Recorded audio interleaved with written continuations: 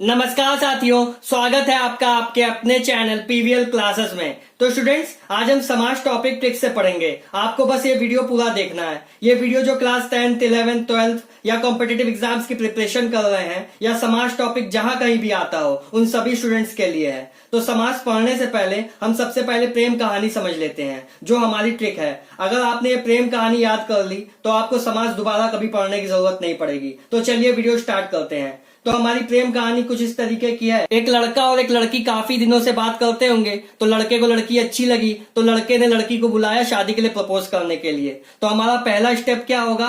पहला स्टेप होगा लड़की आएगी। क्या? लड़की आएगी, पर हम लोग आएगी नहीं लिखेंगे, क्या लिखेंगे? आवेगी। क्या लिखेंगे? आवेगी। पहला स्टेप क्या होगा हमारा? लड़की आवेगी। दूसरा स्टेप क्या होगा? उत्तर देगी। क्या? उत्तर देगी। उत्तर देगी।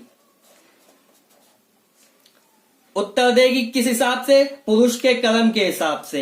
पुरुष के कर्म के हिसाब से। पुरुष के कर्म के हिसाब से। लड़का अगर गाली गलौज करता होगा, मारपीट करता होगा, तो लड़की शादी के लिए ना कह देगी। लेकिन लड़के का नेचर अच्छा होगा तो शादी के लिए हाँ कह देगी। तो क्या बेसिकली लड़की कर क्या रही है? उसे नंबर दे रही है। क्या कर रही? नंबर दे रही है। उसके कैरेक्टर पे, उसके बिहेवियर पे उसको क्या कर रही? नंबर दे रही है। तो उत्तर देगी पुरुष के कर्म के हिसाब। उसे नंबर से एनालिसिस करेगी। अगर लड़का अच्छा होगा तो शादी के लिए हाँ कह देगी, अगर गलत होगा ना कह देगी। फिर उसे लड़का अच्छा लगा तो उसने क्या किया? हाँ कह दिया शादी के लिए। तीसरा स्टेप क्या होगा हमारा? हमारा तीसरा स्टेप होगा वो शादी करके क्या करेगी? बहू बन जाएगी। शादी करके बहू बन जाएगी घर की। और फिर क्या? अब जब पति पत्नी बन गए वो लोग, वो लड़का और लड़की आपस में पति पत्नी बन गए, तो फिर पति पत्नी आप जानते ही बराबर होते हैं। क्या होते हैं? बराबर होते हैं। अगर उनमें लड़ाई हो जाए तो कोई बता सकता है कि कौन जीतेगा? कभी पति जीत सकता है, कभी पत्नी जीत सकती है। तो ऐसी सिचुएशन में हम लोग क्या कहते हैं? यहाँ पे द्वंद्व है। हम लोग नहीं बता सकते कौन जीतेगा कौन नहीं जीतेगा। बस यही 4 लाइन की हमारी प्रेम कहानी है। अगर आपको ये 4 लाइन याद हो गई तो आपको समाज के सारे प्रकार। तो चलिए पहले हम लोग समझ लेते हैं समाज क्या होता है, उसके छोटे छोटे कॉन्सेप्ट समझ लेते हैं, फिर ये ट्रिक देखते हैं। तो स्टूडेंट्स, अब हम लोग समाज के छोटे छोटे कॉन्सेप्ट एग्जाम्पल से समझते हैं। तो लेट्स से हमारा एग्जाम्पल क्या है? प्रयोगशाला।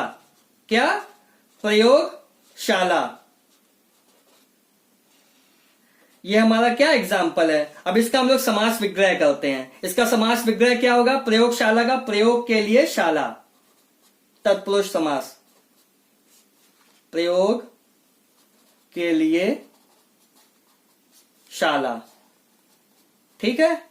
तो सबसे पहले हमारे समास की परिभाषा क्या होती है? 2 या 2 से अधिक शब्दों से मिलकर बने नए सार्थक शब्द को हम लोग क्या कहते हैं? समास कहते हैं। तो यहां पे देखिए 2 शब्द हैं। इसे क्या है? हमारा पहला शब्द है प्रयोग, दूसरा हमारा शब्द क्या है? शाला। ये पहले आया है। इन दोनों को मिलाकर के हम लोग क्या कहते हैं? समस्त पद। क्या कहते हैं इसको? समस्त पद। इसे क्या कहते हैं? समस्त पद। और इसे क्या कहते हैं? विग्रह। यहां पे अलग हो गया तो समास विग्रह।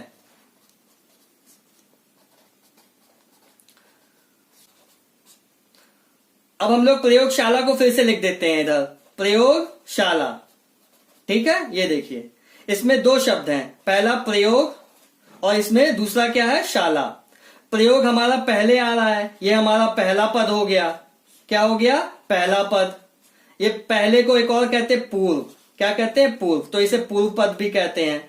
समास में जो 2 शब्द होते हैं उनमें जो पहले आएगा उसे हम लोग पहला पद कहेंगे और पूर्व पद कहेंगे। दूसरा क्या होगा? शाला। यह हमारा बाद में आया है तो इसे अंतिम पद कहेंगे। ये देखिए अंतिम में भी आ रहा है तो इसे अंतिम पद कहेंगे या द्वितीय पद कहेंगे। ठीक है। इसे अंतिम पद कहेंगे, द्वितीय पद कहेंगे और उत्तर पद कहेंगे। कौन सा पद? उत्तर पद। आया समझ में? जो हमें समास में शब्द दिया रहेगा उसमें 2 पद होते हैं। जो पहले आता है उसे पहला पद या पूर्व पद कहते हैं। जो बाद में आता है उसे बाद वाला पद, अंतिम पद, द्वितीय पद या उत्तर पद कहते हैं। तो हमारा जो समास होता है उसे इसी के हिसाब से हम लोग बांटते हैं। समास के जो प्रकार होते हैं, अव्ययी भाव समास, तत्पुरुष समास, कर्मधारय समास, द्विगु समास, द्वंद्व समास, बहुव्रीहि समास। तो ये हमारा इसी के हिसाब से पदों की प्रधानता के हिसाब से बांटा जाता है। तो जो जिसमें पूर्व पद प्रधान होगा, जिसमें अंतिम पद प्रधान होगा, बच्चे यही सब क्या याद करते रहते हैं, उनको याद होता नहीं है। अगर आपने ये प्रेम कहानी जो मैंने आपको बताई थी, अगर आपने याद कर ली होगी तो इससे आपको समास में कुछ याद ही नहीं करना, आपका समास टॉपिक खत्म है। तो स्टूडेंट्स हम अब पहले ट्रिक से सारे समास समझ लेते हैं, देन डिटेल में आगे समझेंगे। तो देखिए यहाँ पे पहला, पहले से क्या हो जाएगा, पहला हो जाएगा, पहला पद, ठीक है। पहले से क्या होगा, पहला पद, इसे पूर्व पद भी कहते हैं, ठीक है, पूर्व पद भी कहते हैं। अब देखिए आ और वाह, यहां पे क्या रहा, आवेगी, आ और वाह, आ वाह किस समास के नाम में आता है, अव्ययी भाव में, तो आ अव्ययी भाव समास। आ वाह देखिए आवृत्ति में भी आता है, आवृत्ति, ठीक है।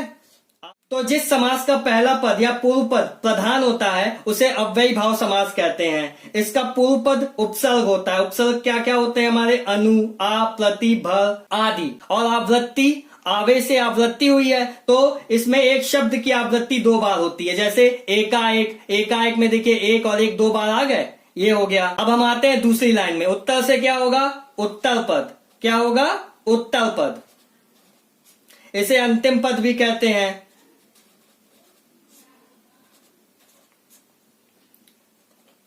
पुरुष से क्या होगा हमारा, तत्पुरुष, तत्पुरुष समास। कलम से क्या होगा, कलमधारय समास, कलमधारय समास। कलम से होगा कलमधारय, देखिए कलमधारय में कलम आ रहा है। पुरुष किस समास के नाम में आता है, तत्पुरुष समास के नाम में आता है। कलम किस समास के नाम में आता है, कलमधारय समास के नाम में आता है। तो अब इसकी परिभाषा समझ लेते हैं। तत्पुरुष समास क्या होता है, जिस समास का उत्तर पद प्रधान होता है उसे तत्पुरुष समास कहते हैं। कलमधारय में भी यही है, जिस समास का उत्तर पद प्रधान होता है उसे कलमधारय समास कहते हैं। पर इसमें विशेषण, विशेष्य, उपमान, उपमेय आ जाता है जो हम आगे डिटेल में समझेंगे। देगी से क्या होगा, देगी, दा, द्विगु, क्या हो जाएगा हमारा, द्विगु समास। इसमें क्या, नंबर, नंबर को हिंदी में क्या, संख्या। तो याद रखिएगा, जिस समास के पूर्व पद में क्या, जिस समास के पूर्व पद में संख्या होती है उसे क्या कहते हैं, उस समास को द्विगु समास कहते हैं। जैसे चतुर्भुज, चार भुजाओं का समूह, चतुर आ रहा है स्टार्टिंग में, पहला पद क्या है इसमें, चतुर। नवरत्न, नौ रत्नों का समूह, नव आ रहा है पहले, 9, तो ये क्या हो गया हमारा, द्विगु समास। अब हम आते हैं तीसरा पे, तीसरा क्या, तीसरा से क्या हो जाएगा, तीसरा। बहु किस समास के नाम में आता है, बहुव्रीहि समास के नाम में आता है, बहुव्रीहि समास। तो देखिए, जिस समास में दो पद हो और दोनों अप्रधान हो, वहां पर बात किसी तीसरे की हो रही हो, वहां पर कौन सा समास होता है हमारा, बहुव्रीहि समास। जैसे एग्जाम्पल, नीलकंठ, यहाँ पे हमारा पूर्व पद यानी पहला पद क्या है, नील, अंतिम पद क्या है, कंठ। लेकिन यहाँ पे ना बात नील की हो रही है ना कंठ की हो रही है, यहाँ बात किसकी हो रही है, महादेव की हो रही है। इसका समास विग्रह क्या होगा, नीलकंठ, नीला है कंठ जिसका, अर्थात महादेव। तो हम लोग नेक्स्ट लाइन में आते हैं, क्या है, बराबर, क्या, बराबर, बराबर से बराबर हो जाएगा। द्वंद्व से क्या होगा, द्वंद्व समास, द्वंद्व से क्या हो जाएगा, द्वंद्व समास। तो जिस समास में दोनों पद प्रधान हो और एक दूसरे के विपरीत हो वहां पे द्वंद्व समास होता है। इनके बीच में योजक चिन्ह लगा रहता है। आया समझ में, देखिए ये एक दूसरे के विपरीत होंगे और बराबर होंगे। इसमें हम लोग किसी को एक को नहीं चुन पाएंगे कि कौन मजबूत है ज्यादा। जैसे दिन रात, दिन और रात, हमारे लिए दिन भी जरूरी है रात भी जरूरी है, तो इसमें से आप किसी एक को चुन पाएंगे, नहीं चुन पाएंगे। तो यहाँ पे कौन सा समास होता है, द्वंद्व समास होता है। ठीक है, तो हम लोग पहले फिर से एक बार ये पढ़ लेते हैं, देन हम लोग आगे चलते डिटेल में सारे समास समझते हैं।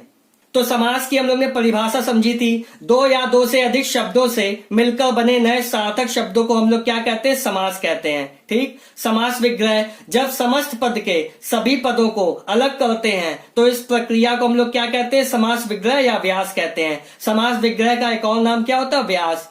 समस्त पद, समास के नियमों का पालन करके बना नया शब्द समस्त पद कहलाता है। जैसे देखिए देशभक्ति, देशभक्ति एक साथ लिखा है तो हमारा ये क्या है, देशभक्ति हमारा समस्त पद है। जब इसका विग्रह करेंगे तो समास विग्रह हो जाएगा। ये देखिए पूर्व पद या प्रथम पद, समस्त पद का पहला पद पूर्व पद या प्रथम पद कहलाता है। ये देखिए ये हमारा समस्त पद है, इसका ये पहला पद देशभक्ति, देशभक्ति दो शब्दों से मिलकर बना है, देश और भक्ति। देश हमारा क्या है, पहले आ रहा है तो ये पहला पद है, इसे पूर्व पद भी कहते हैं। भक्ति हमारा क्या है, बाद में आ रहा है तो इसे क्या कहेंगे, अंतिम पद या उत्तर पद कहेंगे। आया समझ में।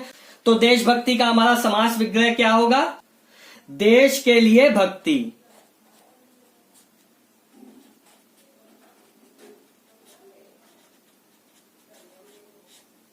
इसमें कौन सा समास है? तत्पुरुष समास है। उत्तर पद, समस्त पद का अंतिम पद उत्तर पद अंतिम पद कहलाता है। जैसे यहाँ पे एग्जाम्पल क्या है? राजकुमार। राज इसमें क्या है? दो शब्दों से मिलकर बना है राजकुमार, राज से और कुमार से। राज क्या है? यह हमारा पहला पद है, कुमार क्या है? अंतिम पद है। तो इसका समास विग्रह क्या होगा? राजा का कुमार, राजा का कुमार। तो स्टूडेंट्स, हम लोग ने समास ट्रिक से समझ लिया, अब डिटेल में समझते हैं। तो हमारा पहला समास क्या है? अव्ययी भाव समास। तो इसकी परिभाषा है, जिस समास का पहला पद अव्यय तथा प्रधान हो उसे अव्ययी भाव समास कहते हैं। इसमें पूर्व पद उपसर्ग, प्रति, यथा, हर, अनु, आ आदि होता है। ये देखिए हमारा क्या? समस्त पद। इसमें पहला पद ये है, अंतिम पद ये है। पहले पद को हम लोग पूर्व पद भी कहते हैं, इसको उत्तर पद कहते हैं। तो देखिए इसमें क्या बोल रहा है? जो पहला पद होगा अव्ययी भाव समास में, वो क्या होगा? हमारा एक उपसर्ग होगा, जैसे यथा, आ, भर, अनु। ठीक है, इसमें शब्द की आवृत्ति होती है। जैसे आपको एक समस्त पद दे देगा, उसमें एक शब्द दो बार आएगा। ये देखिए ये क्या है? एकाएक। इसमें एक दो बार आ रहा है। हाथों हाथ, इस समस्त पद में हाथ दो बार आ रहा है। आया समझ में? तो यथा संभव, इसके दो पद हो जाएंगे, पूर्व पद उत्तर पद। विग्रह क्या होगा? यथा संभव, यथा पूर्व पद, संभव उत्तर पद, जैसा संभव हो इसका विग्रह हो जाएगा। आ जन्म, आ जन्म, जन्म से लेकर। भर पेट, भर पेट, पेट भर के। विग्रह क्या हो जाएगा? भर पेट का, पेट भर के। अनुरूप, पूर्व पद क्या हो गया? अनु, उत्तर पद क्या हो गया? रूप। इसका विग्रह क्या होगा? अनुरूप का, रूप के योग्य। एकाएक, पूर्व पद क्या होगा? एक, उत्तर पद क्या होगा? एक। इसका एकाएक का समास विग्रह क्या हो जाएगा? एक और एक। हाथों हाथ, इसका पूर्व पद क्या होगा? हाथ, उत्तर पद क्या होगा? हाथ, और इसका समास विग्रह क्या होगा? हाथ ही हाथ में। तो हमारा दूसरा समास क्या है? तत्पुरुष समास। जिस समास का उत्तर पद या अंतिम पद प्रधान होता है वहां तत्पुरुष समास होता है। दोनों पदों के बीच कारक चिन्ह का लोप होता है। मतलब ये समस्त पद है हमारा, ये क्या है? समस्त पद। इसके बीच में कुछ शब्द गायब रहेंगे, इसका मतलब ये होता है। तो एग्जाम्पल के तौर पर क्या है? रचना कर। तो इसका समास विग्रह क्या होगा? रचना को करने वाला। तत्पुरुष समास के भेद, ये विभक्तियों के आधार पर 6 प्रकार का होता है। तत्पुरुष समास कितने प्रकार का होता है? 6 प्रकार का। तो इसका पहला पार्ट क्या है? हमारा पहला टाइप क्या है? कर्म तत्पुरुष। इसे क्या कहते हैं? द्वितीय तत्पुरुष भी कहते हैं। इसमें कर्म कारक की विभक्ति को का लोप होता है। मतलब इसमें समस्त पद में क्या होता है? इसमें जो समस्त पद होता है उसमें को का लोप होता है। जैसे रथ चालक, विग्रह क्या होगा? रथ को चलाने वाला।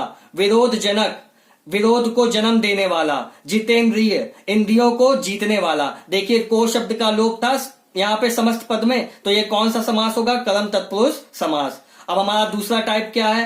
कर्ण तत्पुरुष समास। इसे तृतीया तत्पुरुष भी कहते हैं। इसमें कर्ण कारक की विभक्ति से के द्वारा का लोप हो जाता है। इसमें जो समस्त पद होता है उसमें जब विग्रह करेंगे तो के द्वारा या से आएगा। आया समझ में? तो देखिए सूर रचित, क्या विग्रह क्या होगा इसका? सूर के द्वारा रचित।